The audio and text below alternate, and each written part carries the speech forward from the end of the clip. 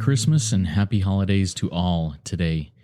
My name is Justin and I am an addict.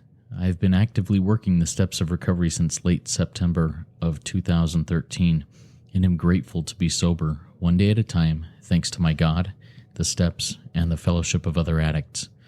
RECO12 is an organization with the mission of learning and sharing the similarities of addiction of all kinds and gaining and sharing tools and hope from others who are walking a similar path. Speakers from our past meetings have represented many fellowships and identify with addiction with such variety as alcohol, drugs, food, sex, gambling, theft, just to name a few. Typically, each Friday at noon Central Time, we hold a live lunch hour speaker meeting with a recovering addict from anywhere on earth, pertaining to any or no faith tradition and with any background, who shares their experience, strength, and hope on a specified recovery topic of their choice.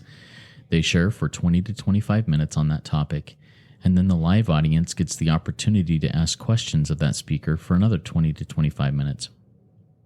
For a few reasons, among which that today is Christmas Eve, I am pre-recording this week's meeting and releasing it only as a podcast. But we will be back with a live meeting next Friday on New Year's Eve with our most listened to guest speaker, Nikki M., who will close out 2021 and launch us off into 2022 with the topic of God creating the fellowship you crave. If you haven't heard her previous two meetings, I would highly suggest you go and tap into her energy, love, and light. Her higher power has definitely lit a fire with her, and she is always happy to share that fire with others. Before I get into my quick share for this meeting, I want to make a quick announcement about plans for RECO12 in 2022. Beginning March 4th, 2022, we will start a 12-week series on each of the 12 steps of recovery. I am searching for people who are absolutely passionate about each of the 12 steps of recovery, and come from any and all fellowships of recovery who would like to share with us their experience, strength, and hope on one of the steps. The basic format will be the same. They will share for 20 to 25 minutes on that particular step, and then have a Q&A for 20 to 25 minutes after that.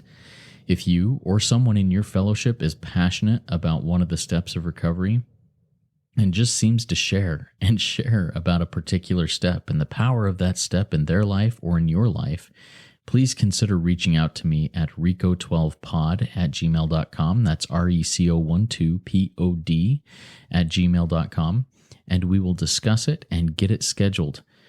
I would also like to do a few other targeted multi-week series based on the 12 traditions, some specific tenets of recovery, sayings or cliches, or other recovery principles. So if you have interest for doing that, the next year we will be going through those specialized type topics and series. All right, okay. Now I'm sure this is enough of an intro. I want to give a little share from a couple of experiences I had this last weekend and tie them to my own experience, strength, and hope as it pertains to my recovery. I live in Spokane, Washington, in the United States. During the winter, we get a good amount of snow, and so shoveling snow from our driveways is pretty commonplace during the winter. Over the years that we have lived here, I have noticed that some people are very skilled snow shovelers, and others are lacking in that department. Now I fall somewhere in the middle of the road.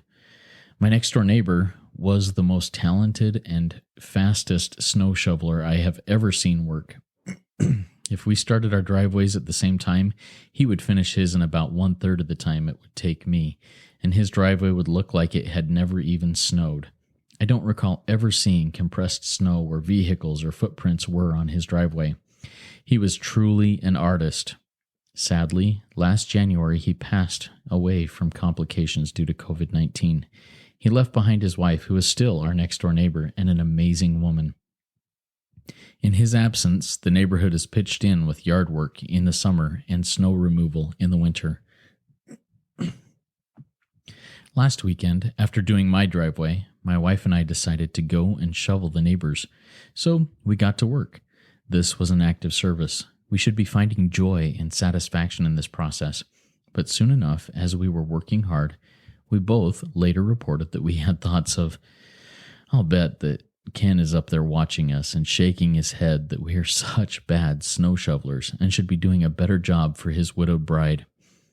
As I was having these thoughts, I would redouble my efforts to do it better and faster and cleaner and harder.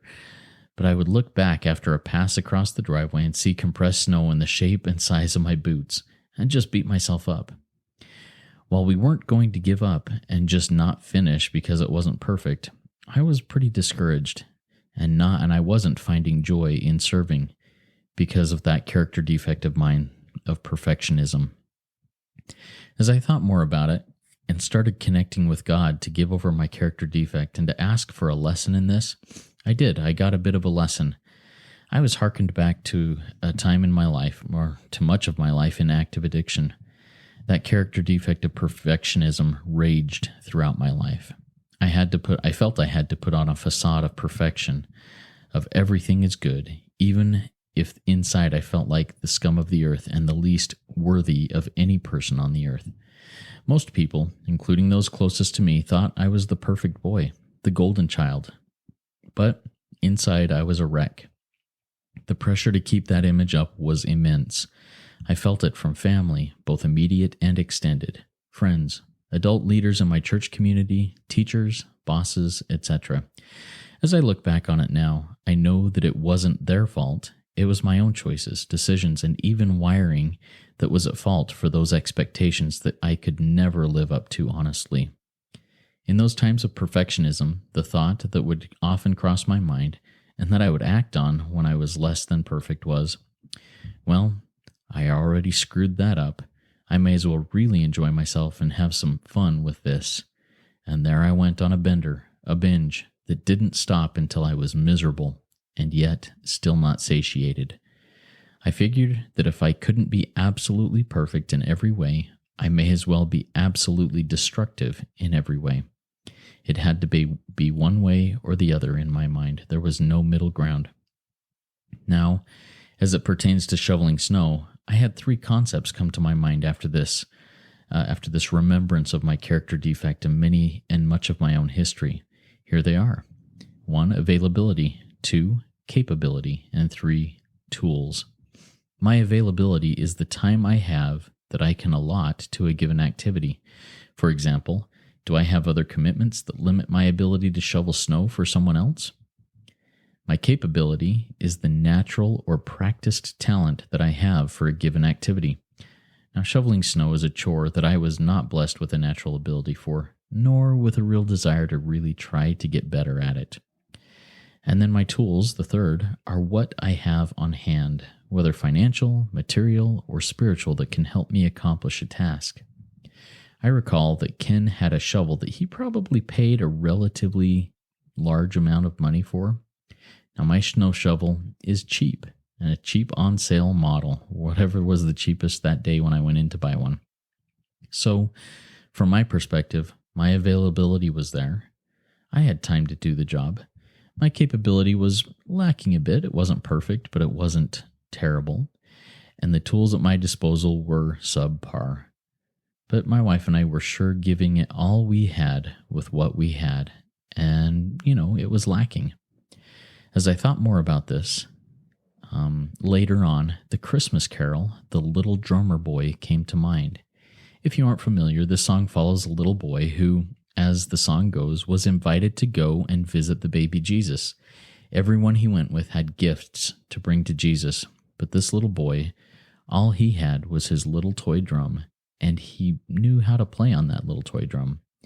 One of the lines in the last verse was, "I played my best for him." Now, as I pondered that line, this little boy's drum is probably not the best quality, highest costing drum. He was little and young, so his talent was likely just developing, and he probably isn't the best player. But he gave it all he had with what he had. Now, one of the last lines in this carol is that then he smiled at me, and this is being spoken by the little drummer boy, that baby Jesus smiled at him after he played his best on his little drum. In this carol, the baby Jesus smiled and accepted the gift of this little drummer boy, no matter how imperfect it may have been. It was offered with all earnestness and goodness, and it was accepted. Our gift to our neighbor was given in all earnestness and to the best of our ability, capability, and tools. And I believe that if Ken really was watching from above, and I believe that the God of my understanding watching from above smiled at us and accepted our less than perfect offering. The same goes with my recovery work. Sometimes my availability to take a call or spend extra time before or after a meeting is limited. Sometimes my capability to understand a concept or to wake up at a given hour is less than what it could be. Sometimes the tools I have learned or acquired are not ideal for the situation I am in.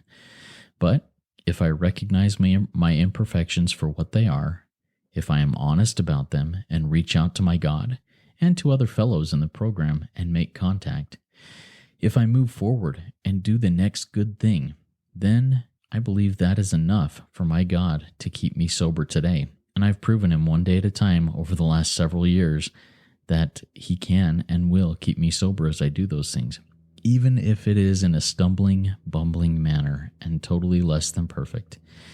And then he smiles at me and invites me to continue forward, trudging the road of happy destiny. That is my experience, my strength, and my hope. Thanks all for listening and sharing RECO12 with your recovery networks. This has been and will continue to be a helpful project for me and hopefully for you and others out there. If RECO12 is meaningful to you, please go and rate and review it in Apple Podcasts.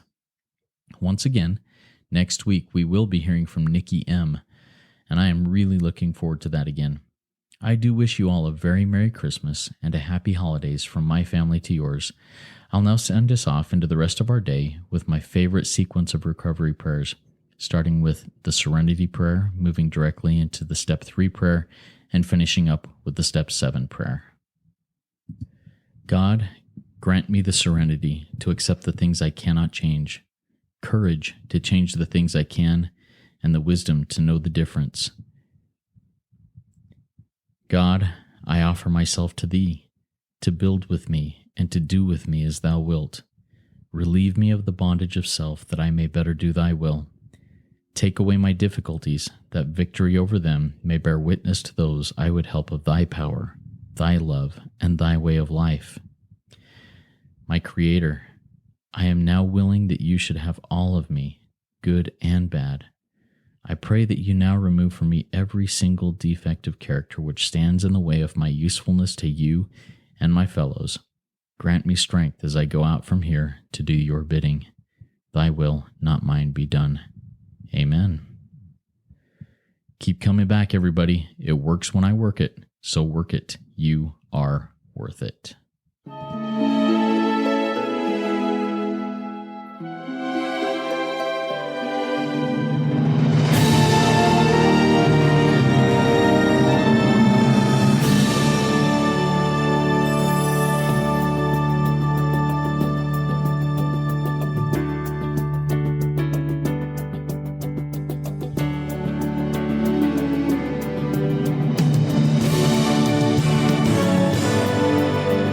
Standing still a moment, carving out this time, reflecting on the landscape of this life of mine.